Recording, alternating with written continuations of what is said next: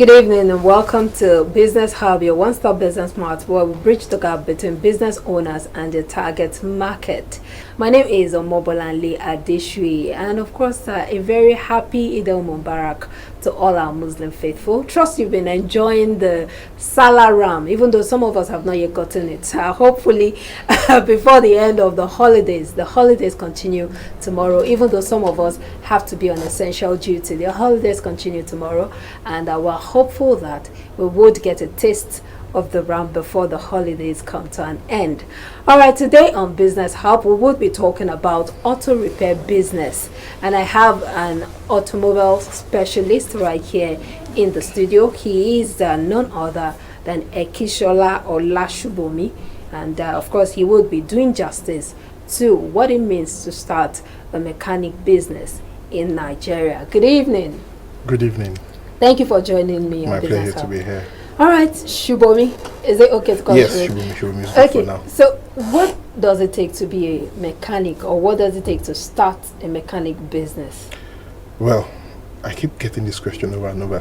What does it take to start a mechanic business? Well, the very first thing you need is the skill. Okay, yes, you need the skill. You have to know, get the know-how, and majorly finance. Money. It does not have to be the mega bucks like people think. You can start small. Okay, start small, then gradually you grow. As long as you have a perspective, you have an end point in which you're going for. This is where I want to be. This is where I am now. Work towards that big picture. That you can definitely attain it. But like I said, you need the skill. You don't need too much finance. And the very last thing which I believe you also need is the integrity. Okay. Yes, we're going to get to that soon, because I know that's a very interesting, controversial aspect, and of course at the same time one of the key areas that every artisan should look into. But let's talk about being a mechanic in Nigeria. You've told us about what it takes to be a mechanic generally, but in Nigeria, considering the kind of climes we're in, what does it take to be a mechanic here? Well, what it takes to be a mechanic in Nigeria, and probably, should we localize a little bit more? Please do. Okay, in Ibadan. Now, the very first thing, like I said, what will make you stand out is that integrity. Okay, as long as, well, to be honest, sometimes it could be a little bit difficult, it could be a little bit hard. But always try and make sure your word is your word. Okay, and before it comes out, think about it very well. There are times where I can understand the fact that there are times where you think the issue shouldn't take you more than 2 days. But if it's going to take more, immediately you realize it's going to take more time than anticipated. All you have to do is let the customer know. Carry your customers along. This is the issues we are having. This is the issues we are experiencing. This is the way we are trying to solve it. We thought it was going to be this. It's no longer that. Try and carry them along. Okay. I know there's a lot to talk about in that area, but as an automobile repair specialist, what are the areas one can go into, or are they just all intertwined? Right now, can you specialize in? For me, there's no point specializing anymore, because right now everything is interwoven. There are days where, of course, you see a mechanic workshop and they tell you, we are just Japanese specialists, we are Benz specialists, we are this specialist, we are that specialist. But right now, for me, it's all intertwined, it's all interwoven now. The basic thing, though, the major thing is to know the basics. Okay, how the engine works, what make it work, how does it operate. This basic is what every car manufacturer use. Okay, now they might add some certain systems, some certain ways in which their engine works for it to give you better power, better tune up, but the basics are always the same. So if you can understand the basics, then understand that, okay, on this particular manufacturer he likes to do this, on the other one he likes to do that. You can actually encompass all. And right now things are going way more digital than we can even think. The automobile world and the IT world are gradually merging. So if you say you just want to specialize in the mechanical parts alone, or you just want to specialize in the electrical parts alone, you will realize there are some jobs. Yes, you will be restricted. Okay, because you can't do this. You are waiting for someone else to come and help you do it. Then you continue your work. That is also one of the things that also hinder the artisans right now, because you get to a particular point you're stuck because you can't do it. Then you call on a colleague who is probably engaged somewhere else. He probably gives you time. Hey, I'll come. Not today, I'll come in 2 days time, and you have to explain to your customer why you have to wait 2 days. So sometimes it might not go down well with the customer. So for me, it's not only to specialize, be a technician, an automobile technician. An automobile technician should be able to But won't that be like jack of all trades? Is it not basically jack of all trades now? Now, okay, I know I'm good. I understand the basics of the mechanical parts. I understand how the engine works, what makes it thick. I don't have to go in detail into the electrical parts. Let me know the basics of the electrical parts. Okay, so the small ones I can quickly do myself. Now, if need be, for me to go for further training on how to make this electrical part or how to infuse the electrical part into what I already know, go for it. Now, it's even way easier now, because most cars now have what we call the onboard diagnostic system on them. Onboard diagnostic system, what that basically does is to monitor the car itself. That means there's a system that monitors the car. If you see something out of the normal, okay, something out of normal, of course, it's abnormal, or it actually sees as a fault, it triggers it. It tells you. And how does it tell you? Through your dashboard, your check engine light, or the service engine sun lights, or all the MIL lights on your dashboard. MIL stands for the malfunction indicator lamp. Okay, I know if I leave you to continue talking, you can take the whole of the show. But let's talk about the challenges that mechanics face in Nigeria. Okay, the first challenge. We're in Nigeria. One of the first challenges we face everywhere. Well, for one, should I go to the basics first, which is the power issue, where you need to work. That's the elephant in the room. That the obvious elephant in the room. If you know, okay, I can work till 8 p.m., I can work till 9 p.m. In fact, sometimes I can even work overnight, where I have a workshop that's enclosed, that I can lock myself in, and there's light. The time to deliver on cars will be greatly reduced. Well, that is that.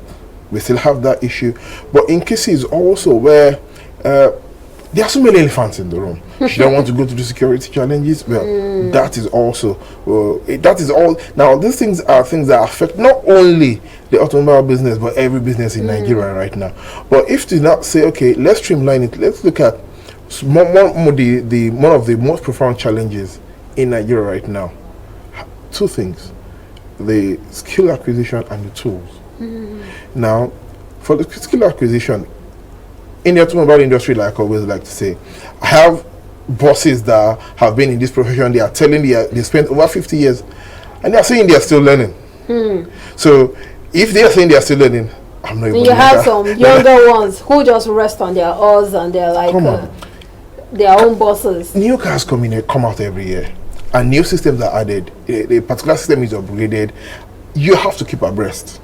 If you don't, 2-3 years after your training, 4 years after your training, you're obsolete. Exactly. You're still. So you have to keep upgrading, updating yourself. Oh, this is the new one that comes at home. What does it do?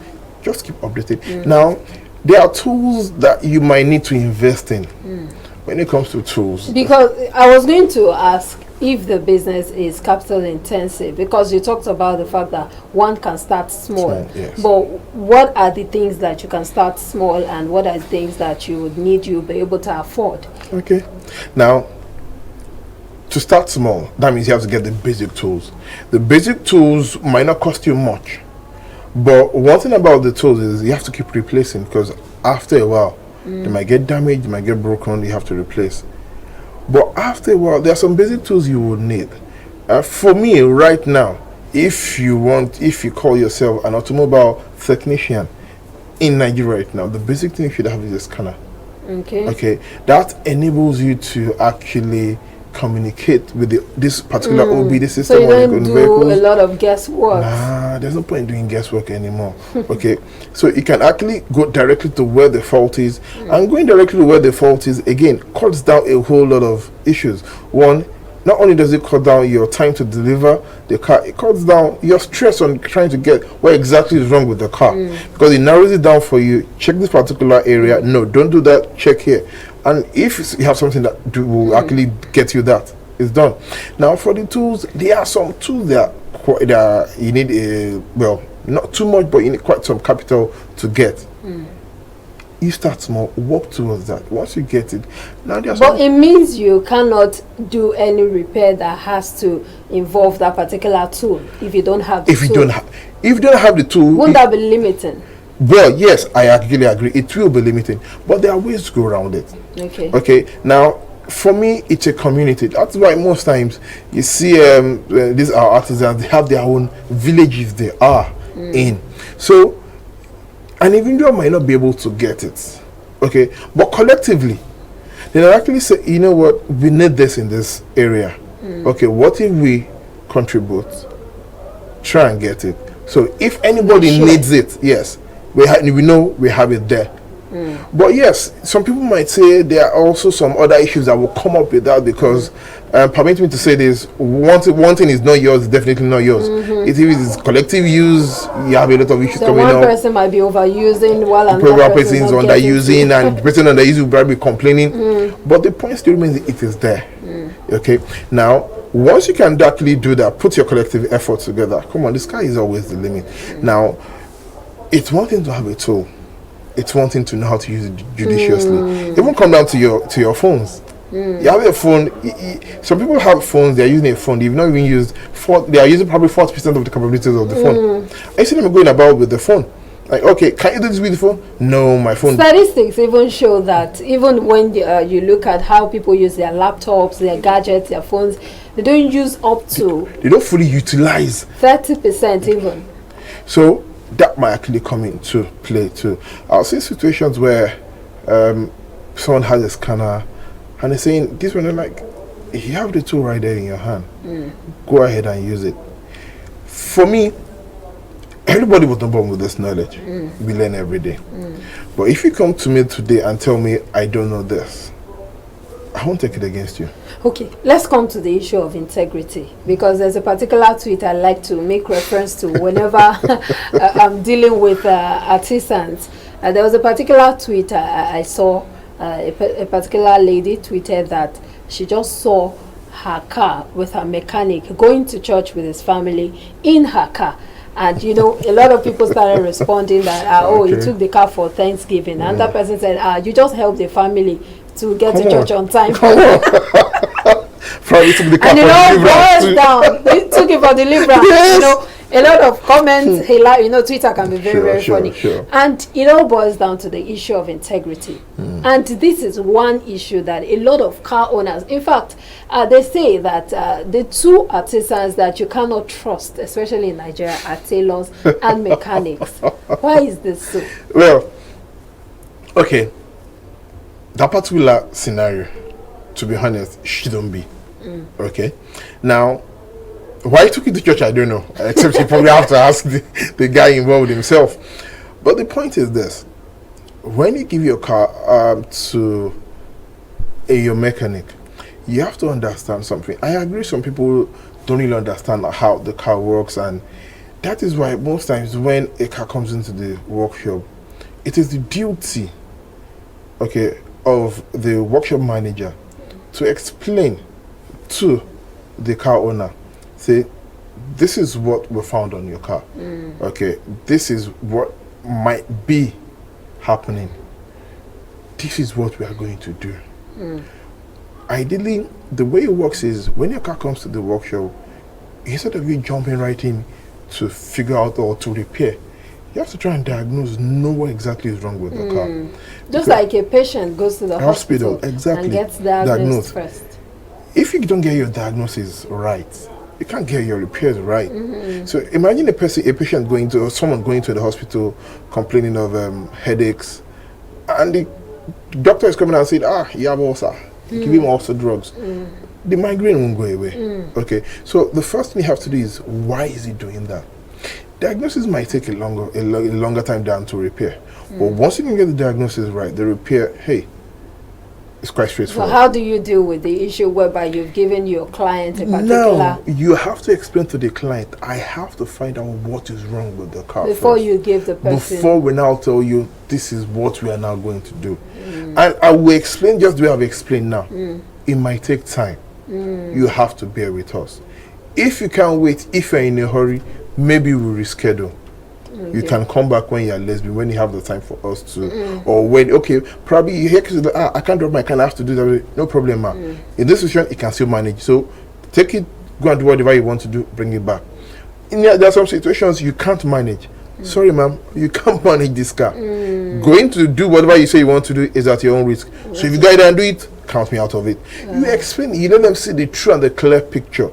So that when, if at all there are going to be any issues, you know you've explained. Can you remember I said this? Now, this is the stage we are. We are actually gradually getting there. All right, we'll go on a short break now. It's been enlightening speaking with Olasubomi, an automobile repair specialist, right here on Business Hub on Impact Africa Television, IATV. We'll be back after the break. Please stay with us.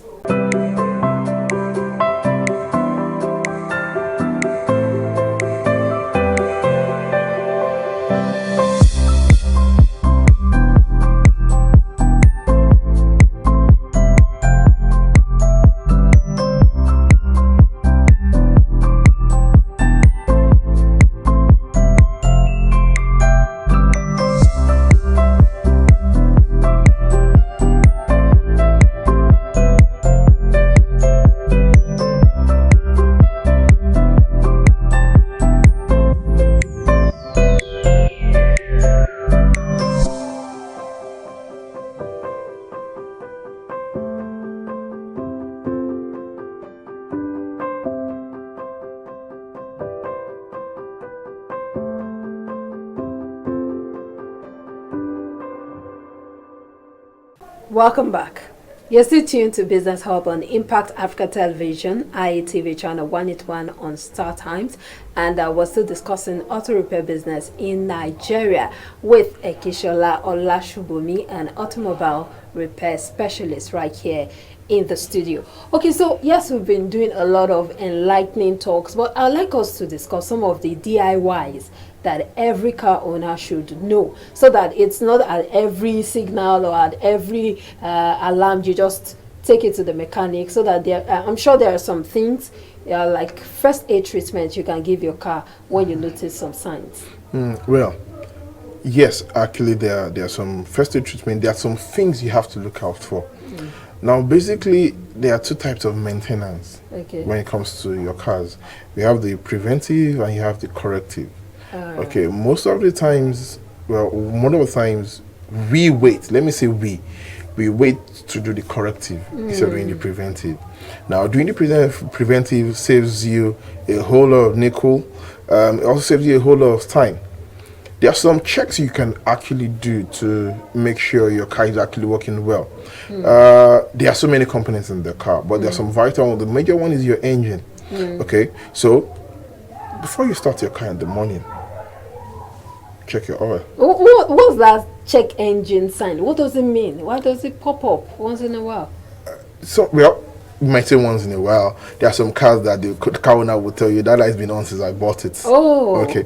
But ideally it's not supposed to be on. Okay. Now the check engine light itself, it's what we call an MIL, a malfunction indicator lamp. Now those lights come up when the OBD system have found out a fault. Okay, and that check engine light is simply for the engine and the transmission, which we call the powertrain section. Okay, so if the OBD sees there's any fault in the powertrain section, what's the OBD? The OBD, which is the onboard diagnostic system. Okay, which I mentioned earlier. Yes. Okay, now once the OBD sees there's a fault, okay, it triggers on those lights. So those lights are there not for the driver to ignore. Ideally, when you see those lights, you should the light is on. And if you've noticed properly, there are two types of lights on your dashboard. Okay, the amber, or which one they call the yellow, and the red light. If you see any red light on, park. Check. Make sure you understand why that light is on. And most of the time when you see red light on is usually for your battery, which is your charging system. You have the battery icon coming up on your dashboard. You have the oil lights, and though when those lights comes up, the car will gradually go to a halt, go off. For the oil, you might actually end up knocking your engine, changing your engine at the end of the day. But those in amber still tells you can still manage this thing down to your mechanic workshop. Let them take a look. Okay, and most times, how do you take a look? You run a scan. Okay, now you hear people saying things like I said earlier. That light has been on since I bought the car, and the car has been driving smoothly. There are some faults you see in a car. It will affect the drivability at all. The car will still be driving smoothly. Okay, but there are some faults you will start seeing symptoms, drivability symptoms. The car will stutter, it will rough idle, probably not move as fast as it should. There will be loss of power, and because a fault was there before that you didn't really take note, because like you said, you didn't feel any issues, you were still driving smoothly. If the second fault happens, it is still the same check light that was on before that will be triggered on. So if the second fault comes on, it's still there. Just adds it to the already. It gets complicated. Or the list is already just adds it to the list. So what you have to do is run a scan. If there's any fault, rectify. Even if you don't feel any, if you have any drivability symptom or any drivability issues yet, fix the particular fault. The light goes off. So that if a new fault comes that will affect drivability, the check light will come. Then you will know, oh, this light was not there before. Now it's there. That is maybe probably why I'm feeling these symptoms or why the car is doing this. Let me take it down, let them so check it means it the again. check engine light is not normal as some people think. Nah, So how can it be fixed? Now, the OBD have what we call drive cycles, where it takes a number of time or minutes for you to check if the fault is still there. Now, if the fault has been fixed, two things the technician can do. If the fault has been fixed, check it via the scanner. If the fault is no longer there, then you can erase. Well, that means you have to visit your mechanic. Definitely. I thought Once it was the DIY. No, for a DIY issue, yes, you can have we have what we call DIY scanners. Okay. Then you can check yourself what is happening. Oh, this is what is happening. So by the time you go to your mechanic, perhaps he might not even have a scanner. You can tell him, oh, you know what, this is what's happening. But even that causes some issues with that you want to go into. Because you go to some mechanics and tell them, check it. Are you trying to teach me my job? And all sorts of argument ensues. But I know, right? you have to understand these things. So check it yourself. See if it's there. You have an idea what is happening. Now, if you have an idea what is happening, you take it to a mechanic. You notice what's happening. Instead of you telling you something else, you have to give your car to him. That means the car owner also has to be enlightened to an extent. Exactly. Enlightened to an extent. See, for the part of a car owner, I will just say this. I will just advise this. Anytime you buy a car, always try and get your hands on the manual, on the owner's manual. Go through the owner's manual. That owner's manual thing, eh? Go through the owner's manual. How many of us On really a Saturday go morning, when even the manuals of our phones? Well, How many of us do that? like about 2%. But that's one of the reasons why we still utilize all our gadgets. Yes. So probably on a Saturday morning when you're free, pick up your owner's manual or read through, because there's no how you will know how your car works better than that. That is why the manufacturer actually put it there. Take a look at it, understand the way the car works, know when to do things on the car, so that you don't wait until it breaks down before you now start calling your mechanic. Okay. Now, as an auto repair, someone into the business of auto repair, how do you build your client base? Well, okay, for me, like I said, you start small. Start small, have the integrity, and before you know it, like they say, if you do a customer right, you probably tell 2 people. But if you don't treat your customer well, it goes ahead and tells 10. Okay, so if you treat the customer well, it might actually take a while. But with time, the client base is expanding, is increasing, and before you know it, you might actually be turning some jobs down. Like, you know what, I can't do this now because I'm fixed. So it's about your job speaking for you. Exactly. Can you wait? If you can't, it's simple. Okay, so let's just wrap this up by advising those out there who are looking to coming into this business. Well, the first thing I always ask people when they say I want to go into this. The first thing you have to have is the zeal, the passion, because I have to be honest. It will get to a stage you will question the passion and the zeal itself. Like, what am I doing? But if you understand, you know you have the passion, you have the zeal. When you are doing it, you don't even seem as if you are doing a job. You're like you are having fun. Then you don't see it as a job anymore. So the first thing you have to do is have the zeal, the passion, and you have the hunger, the thirst to learn more and more every day. If you can have that, I think that actually settles it. All right, thank you so much, Ekisola Olasubomi. Thank you so much for unraveling the world of auto repair to us this evening. Thank you so much. Thank you. And I hope you'll be enjoying Salah with maybe some friends. Funny enough, I'm yet to get my Salah meat. Oh, don't worry. The holidays are still on. They're still on. Yes. But someone told me this morning that it's already too late. That why didn't I come yesterday? That person just gave you an excuse. Don't worry. Some other God will send you some. Oh no, let me not go spiritual. All right, we'll wrap it up on that note. Thank you so much for staying tuned to Business Hub today. That will be it. We've been speaking with Ekisola Olasubomi. He is an auto repair specialist, and we've been unraveling the world of auto repair in Nigeria and, of course, globally. My name is Omobolanle Adesuyi. Wishing you a happy Salah celebration. Enjoy the rest of your day. Remember that this edition of Business Hub, as every other editions, will be on YouTube. That's at IATV Africa for you to watch every part of it. Please stay tuned to Impact Africa Television. Good evening.